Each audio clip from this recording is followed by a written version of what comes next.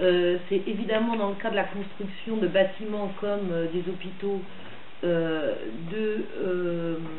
c'est justifié par le fait de ne pas endetter l'État pour la construction, et donc c'est le privé qui construit le bâtiment, et ensuite il y a un système de location.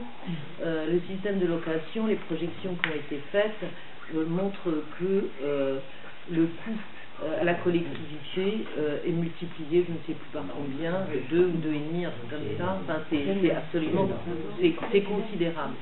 La deuxième chose qu'il faut savoir, c'est que les bâtiments appartenant, évidemment, puisque le propriétaire est privé, il y a souvent des contrats d'entretien de ces bâtiments exclusifs par et pour le propriétaire.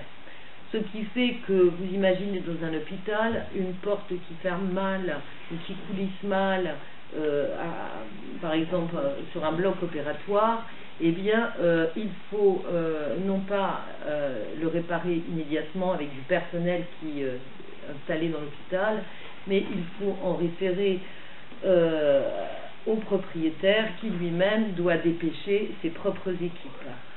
C'est ainsi qu'on voit dans un certain nombre d'endroits que des choses sont délabrées ou que ne peut plus être en fonctionnement pendant une semaine, 2 semaines, voire plus, parce que le propriétaire n'envoie personne pour réparer ces dégâts. Première chose que je voulais vous dire. La deuxième chose sur le travail social, c'est que la notion de partenariat et de réseau traverse tout le champ social depuis plusieurs années. En particulier, d'une manière assez longue, tout le champ de l'éducation spécialisée et de la prise en charge des personnes qui ont besoin de soins considérés comme handicapés, y compris handicapés mentaux. Et la formation des travailleurs sociaux aujourd'hui, des éducateurs spécialisés,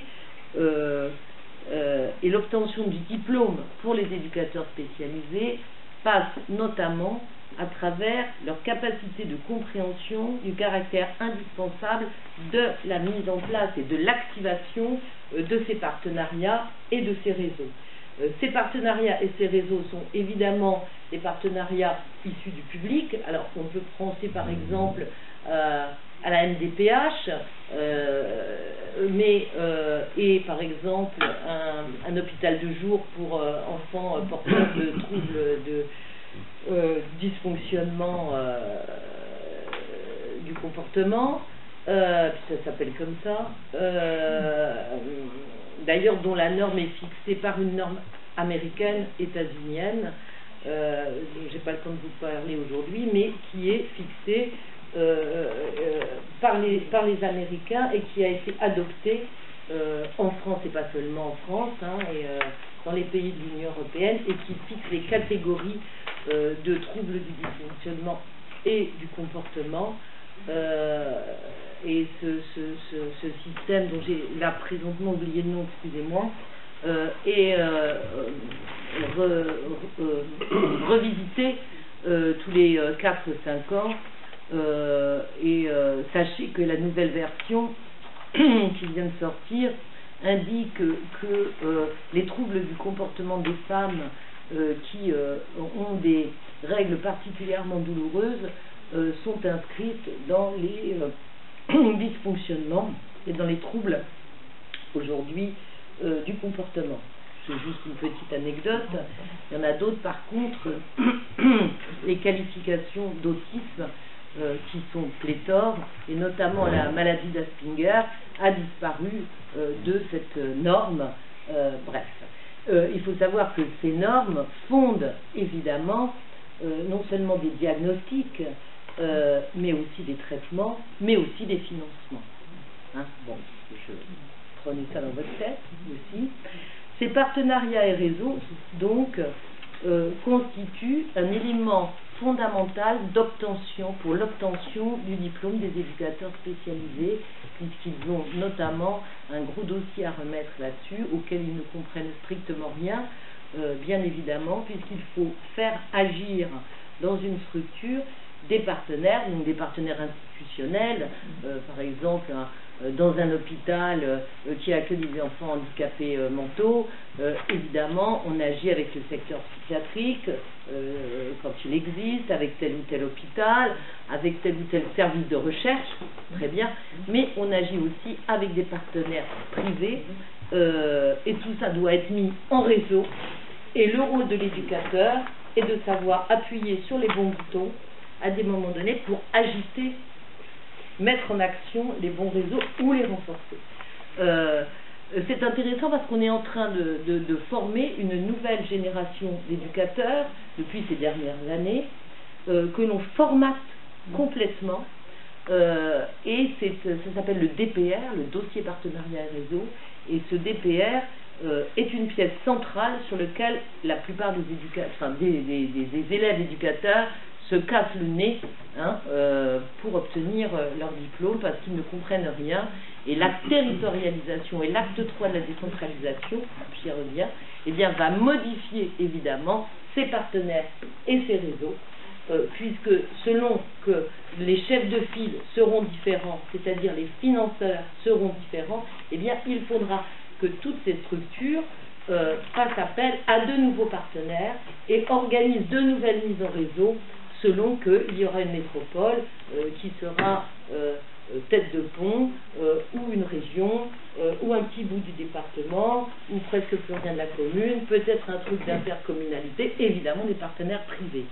Donc partenariat public-privé, ça va bien au-delà de la question de la construction immobilière, celle qu'on a pu en entendre parler, c'est rentrer en profondeur.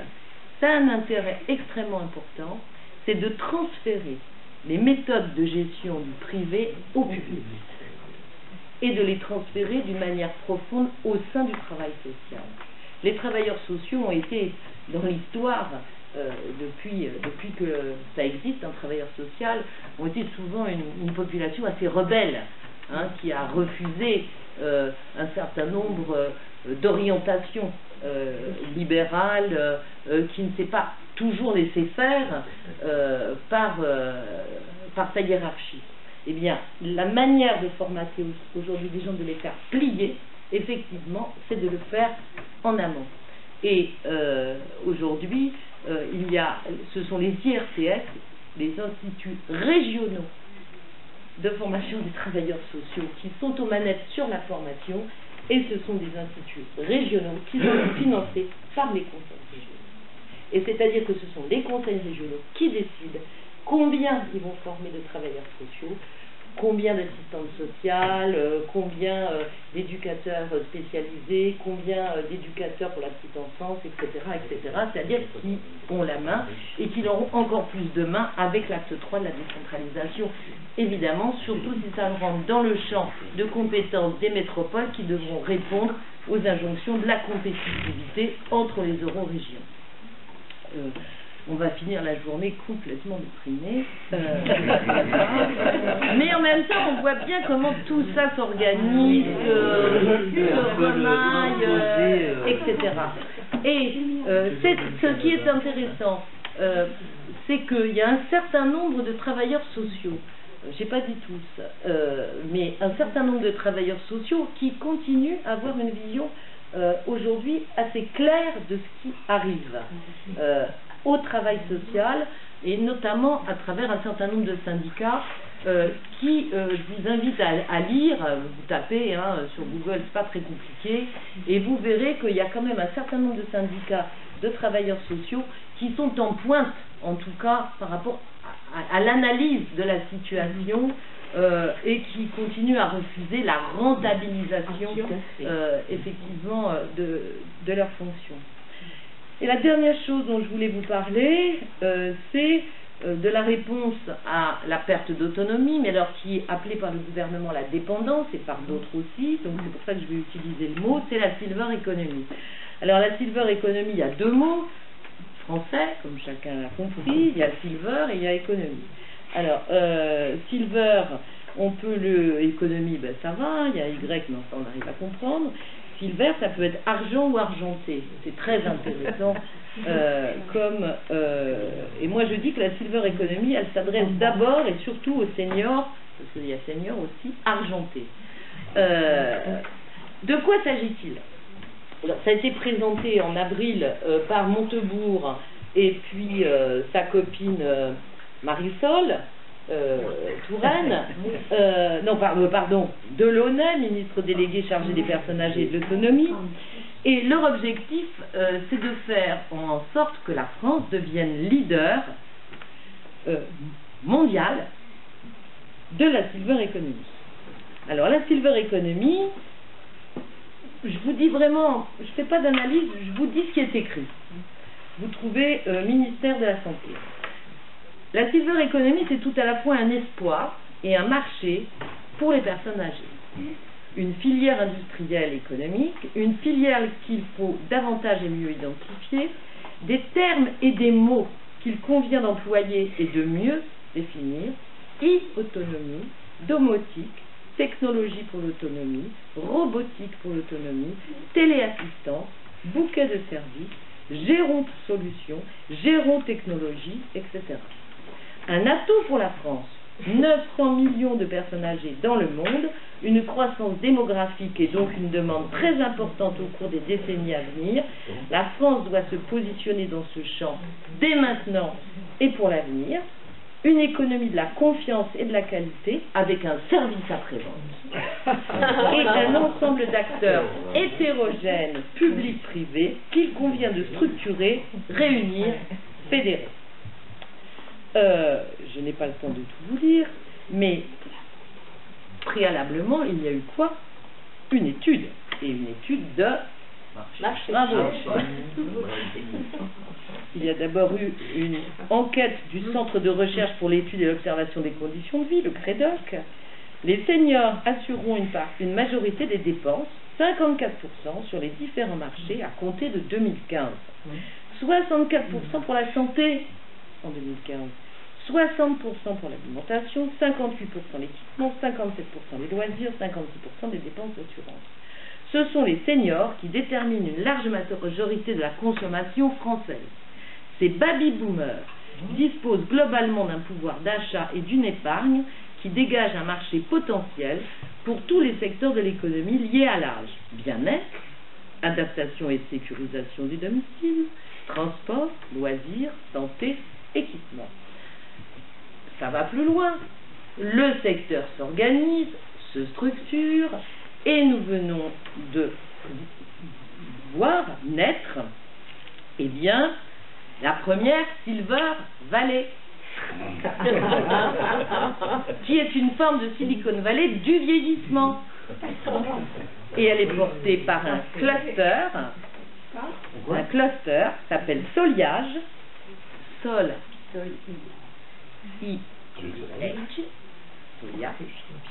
qui fédère une centaine d'acteurs du secteur des technologies pour l'autonomie et le bien vieillir, dont l'objectif est de favoriser l'émergence de solutions industrielles innovantes au service de l'autonomie des personnes âgées. Il s'agira de permettre à la France, vous voyez qu'on ne parle pas des vieux là, il s'agira de permettre à la France de pousser ses avantages comparatifs et de faire de la silver economy un formidable outil de compétitivité pour nos entreprises et nos territoires, affirme la communication ministérielle. La Silver Valley regroupe une cinquantaine d'entreprises comme Doro, Ubiquite, Verdurable, etc. Il y a même un syndicat patronal qui vient de se constituer, le syndicat professionnel de la silver economy, qui s'appelle l'ACIPAG, je n'ai pas le temps de vous lire tout dans le détail. Et grâce à 2 nouveaux robots, donc je ne vous mens pas, cette photo au ministère, alors il y a des tas de petits robots très très mignons qui vont faire des tas de choses. On laisse les gens à la maison, on organise de la domotique, on leur met des capteurs partout, c'est relié à des ordinateurs qui enregistrent les données.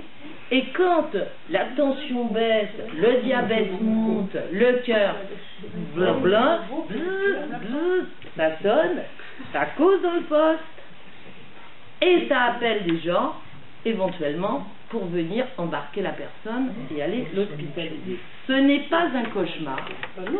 Ça existe. On l'a vu à la télé. Absolument. Absolument. Et aujourd'hui, ça commence à exister et tout ça est porté par l'Union européenne. C'est-à-dire que cette affaire de silver economy comme un élément de développement de la compétitivité et de la création de valeur et dans la stratégie 2020 de l'Union européenne. C'est ce que je voulais vous dire. C'est un marché. 900 millions. C'est un marché destiné à l'export. C'est très très intéressant, c'est-à-dire on ne s'adresse qu'à la partie solvable de la population, évidemment, et surtout on va développer, et le gouvernement aide financièrement ces entreprises à développer leur créativité, etc., et un certain nombre de nouvelles technologies pour se positionner sur un marché mondial. Je vous conseille la lecture sur le site de M. Montebourg et de la délicieuse Michèle Delaunay, qui porte vraiment mal son prénom, ministre délégué chargé des personnes âgées et de l'autonomie, parce que quand même il faut oser, parce qu'en parallèle de ça, évidemment, le gouvernement de Hollande n'a toujours pas avancé d'1 millimètre sur la question de la prise en charge de la perte d'autonomie pour les personnes âgées. Vous vous souvenez peut-être que Sarkozy avait fait une espèce de fausse avancée et n'a pas réussi à passer en fait ces mesures qui consistaient à faire payer une assurance obligatoire à chaque individu à partir de l'âge de 50 ans pour aller financer l'accompagnement justement des personnes en situation, comme ils disent, de dépendance. Il n'a pas réussi, et pourtant c'est son frérot qui était absolument prêt, l'autre Sarko. Il est très branché. Exactement. Il n'a pas réussi, mais le gouvernement Hollande n'avance pas non plus, sauf qu'il avance cette silver economy, et d'ici la fin de l'année, on verra bien quelles sont les autres folies qui nous sont proposées et qui sont à l'antipode des valeurs de la République, tout simplement liberté, égalité, fraternité, sans aller même plus loin que ces valeurs de base. Juste un tout petit complément sur ce que vient de dire Michel. Il y avait donc en 2005 une loi qui voulait dire il n'y a plus de personnes âgées, ça n'existe pas. Jeanne Calment faisait du vélo à 100 ans, il y en a certains qui n'en font plus à partir de 35, donc c'est pas, on peut pas. Il y en a qui n'ont jamais fait du vélo. Il y en a qui n'ont jamais fait. Donc ça n'est pas un critère.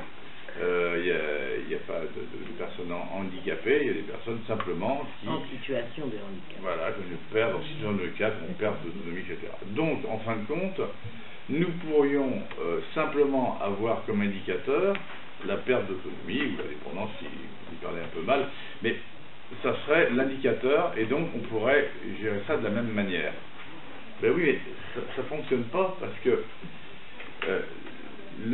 les personnes handicapées, il s'en est trouvé chez les riches, et même s'ils avaient plus les moyens de s'en occuper, ou de payer les gens pour s'en occuper, ils sont quand même alarmés sur ceux qui avaient moins les moyens, et il y a quand même beaucoup d'argent mis dans le handicap, et dans la manière de le gérer. Les personnes âgées, le problème c'est que c'est beaucoup plus récent. C'est arrivé à une période où c'était plus difficile de réclamer ou de demander des financements, d'autant plus que comme on voulait qu'il y ait un chômage de masse, de l'autre côté c'est moins de marge de manœuvre pour savoir comment s'en occuper. Donc il y avait un rapprochement qui était impossible, il devait se faire pour 2010, nous sommes en 2013. Il n'y a rien qui a été fait et rien ne se fera. C'est ce que je vous disais par rapport à l'accueil familial. C'est les mêmes règlements, mais sauf que dans un cas, ça coûte très cher dans les établissements fermés, dans l'autre cas, ça coûte moins cher. Donc, on peut pas, c'est pas les mêmes budgets et donc ça ne fera jamais. Et puis, ces éducateurs dont tu parles, Michel, ils sont dans le milieu de handicap. ils ne sont pas dans le milieu des personnes âgées. Et donc, le côté résistance à ces choses-là n'existe pas dans les situations des personnes âgées. Donc, c'est vrai qu'on voit bien que tout est raisonné en termes de marché. Si on peut faire de la robotique et vendre ça pour aller faire les toilettes des vieux, il n'y a pas de raison. Enfin, des robots qui vous font la toilette. Vous pourrez toujours lui parler. Tapez 1 si vous voulez une toilette complète, tapez 2 si vous voulez simplement le haut, tapez 3 si vous voulez... Bonjour, Papi Bernard. Voilà. C'est-à-dire que, voilà, c'est un marché. Par contre, le fait de s'occuper des personnes en payant des salaires à des professionnels, ça c'est beaucoup plus compliqué. Et c'est ce qui pousse d'ailleurs certains à aller finir leur retraite dans d'autres pays où les main-d'œuvre, c'est bien la liberté du capital et des personnes, où c'est beaucoup moins cher, et donc du coup ils peuvent se payer des soins qu'ils n'auraient jamais autrement, jusqu'au jour où les populations locales se rebelleront peut-être et ça sera un peu plus compliqué. C'est jusqu'au jour où ils ont une grosse maladie grave qui ne peut pas être prise en charge en Thaïlande par exemple. Mais il y a des accords maintenant avec les hôpitaux en Thaïlande, et dans lesquels les soins ne sont pas forcément moins bons que c'est... Bon, allez, à vous la parole.